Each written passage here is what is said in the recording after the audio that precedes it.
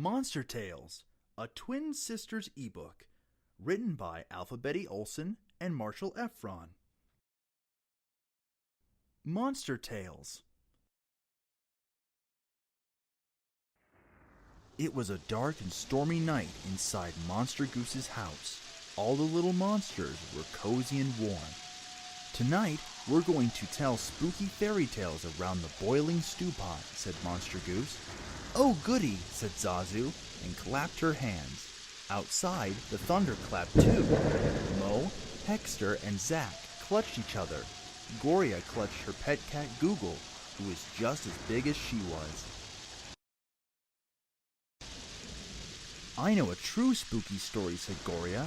This happened to a friend of mine, a little troll girl who was called Little Red Baseball Cap, because she always wore a big red baseball cap. Goria's story. One day, Little Red Baseball Cap had to bring a basket of goodies to her grandmother's house in the deep, dark forest. In the basket, there were pickled frog's eggs, toadstool salad, rotten log biscuits, and a bottle of sweetened snail slime. Don't dilly-dally, said her mother, and don't talk to any three-eyed, long-snouted beasts with sharp, pointy teeth. I promise, said Little Red Baseball Cap. Little Red Baseball Cap set out. As soon as she entered the forest, she met a beast named Bill. He had 3 eyes, a long snout, and sharp, pointy teeth. Where are you going? Asked Bill the beast. To my grandmother's house on Duckfeather Lane, said Little Red Baseball Cap, dilly-dallying. I know a shortcut, said Bill the beast. You go this way, and that way, and then around and back, and then turn and go forward, and you can't miss it. Thank you, said Little Red Baseball Cap. She went this way, and then around and back, and then she turned and went forward. Bill the Beast went straight to Grandmother's house, intending to eat Grandmother. But Grandmother saw the Beast and ran away before he could eat her. So the Beast decided to eat Little Red Baseball Cap instead. Bill the Beast put on Grandmother's nightcap, got into her bed, and waited for Little Red Baseball Cap. As soon as Little Red Baseball Cap walked into Grandmother's house, she suspected that all was not right. You're not my grandmother, she said to the Beast. You have 3 eyes. The better to see you with, my dear, said the Beast. You're not my grandmother. You have a big snout, said Little Red Baseball Cap. The better to snort at you, my dear, said the Beast, snorting. You're not my grandmother. You have big sharp teeth, said Little Red Baseball Cap. The better to gobble you up, my dear, said the Beast, jumping out of the bed. Oh, no you don't, said Little Red Baseball Cap. I have a basket of goodies. Eat that. Bill the Beast ate all the pickled frog's eggs, the toadstool salad, the rotten log biscuits, and the whole bottle of sweetened snail slime. Yum, yum, he said. Thank you. That was good. I'll be on my way now. And the Beast went home. As soon as he was gone, Little Red Baseball Cap's grandmother came out of the cupboard where she had been hiding. What are we going to do? Said Little Red Baseball Cap. I gave all our food to the Beast, and now we have none. We'll just have to go to a baseball game and eat peanuts and popcorn instead, said Grandmother. And they did. That was a good spooky story, Goria, said Monster Goose. I've got goosebumps, said Mo. I'm glad to hear it, said Monster Goose. Would you like to tell a story now? Oh yes, said Mo. I'd love to tell a story now. Hang on to your shivers. Here it comes. Mo's story. Once upon a spooky time, there were 3 little blue goblins named Joe, Flo, and Arnold. They lived beside a graveyard in 3 little houses. Joe lived in a house made of spider webs. Flo lived in a house made of dead leaves. Arnold lived in a house made of old tombstones. Every night they danced together in the moonlight. One hot day, a big bad dust devil came by and knocked on Joe's door. Little goblin, let me in, he said. Joe grew blue goosebumps. Not by the bumps on my pretty blue skin, he said. Then I'll spin and I'll twirl and I'll blow your house in, said the dust devil. He spun and twirled and the house of spiderwebs blew away. Eek, said Joe as he ran to his sister Flo's house. The dust devil followed him down the road and knocked on Flo's door. Little goblin, let me in, he shouted. Flo's blood ran so cold she sweat ice cubes. Not by the bumps on my pretty blue skin, she said. Then I'll spin and I'll twirl and I'll blow your house in, said the dust devil, and he spun and twirled and blew the house of dead leaves away. Eek, said Flo as she and Joe ran to their brother Arnold's house. The dust devil followed them down the road and knocked on Arnold's door. Little goblin, let me in, he shouted. Arnold giggled a goblin guffaw. Not by the bumps on my pretty blue skin. Then I'll spin and I'll twirl and I'll blow your house in, said the dust devil. My house is made of tombstones. You can't blow it in, said Arnold. Watch this, said the dust devil, and he spun and twirled, but the house wouldn't fall down. This made the dust devil so mad that he spun and twirled again, but still the house wouldn't fall down. I'll get you yet, said the dust devil. He climbed up onto the roof, leapt to the top of the chimney, put his right foot in and his left foot in, slid straight down, and the dust devil was in the little tombstone house. The goblins ran into the closet and locked the door behind them. Come out, yelled the dust devil, come out.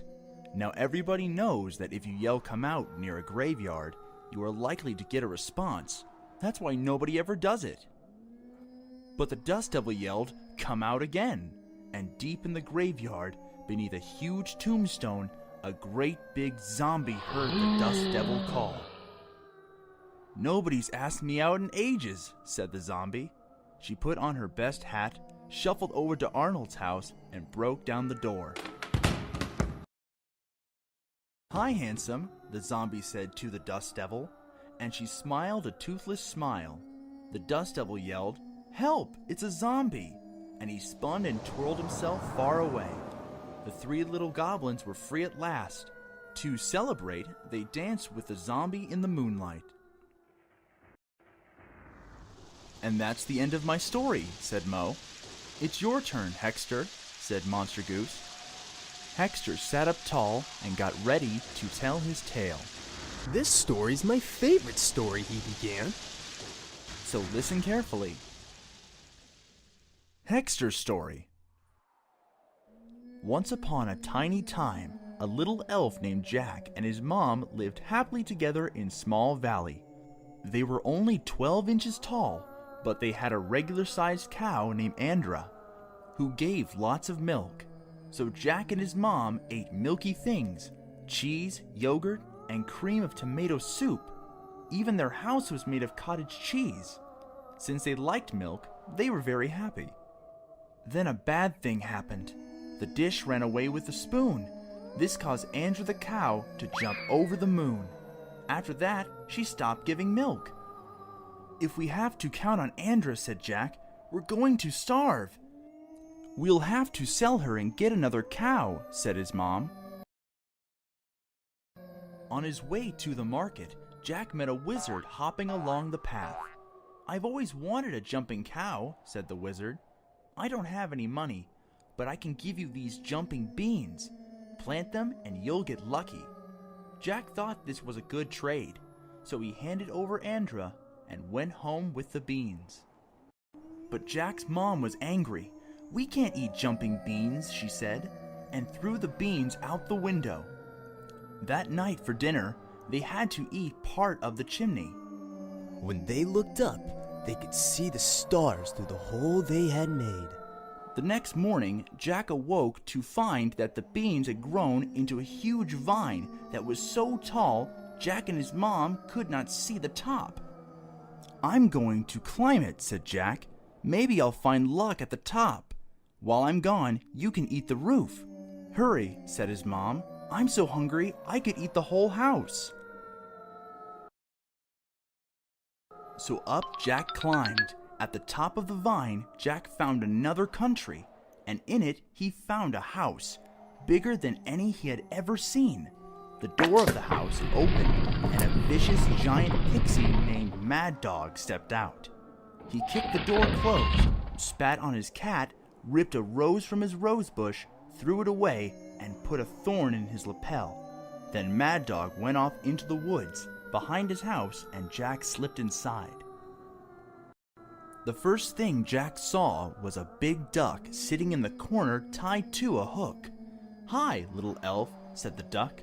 "My name is Lucky Ducky. What's yours, and what brings you here?"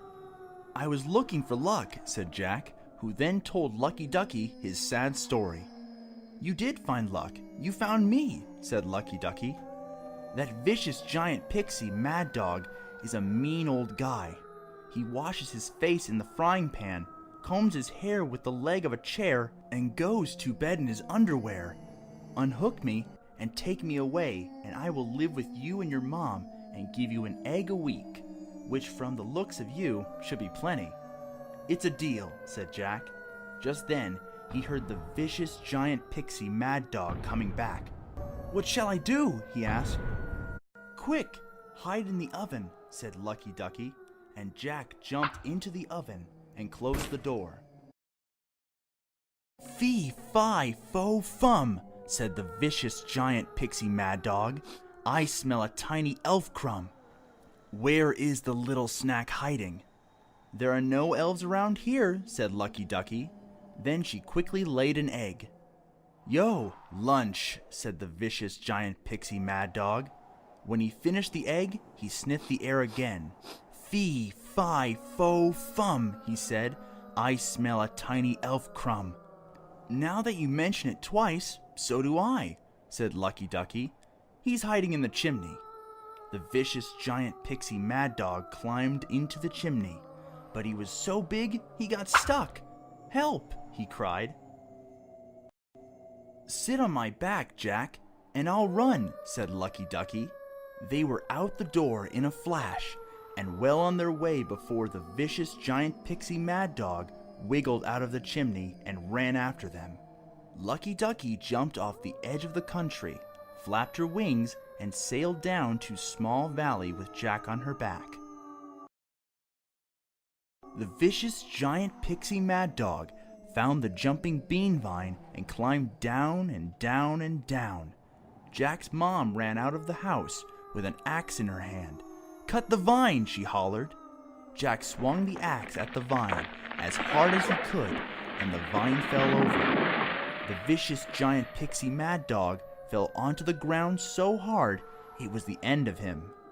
Lucky Ducky lived with Jack and his mom, who ate one egg a week. Jack used the eggshells to mend the hole in the roof.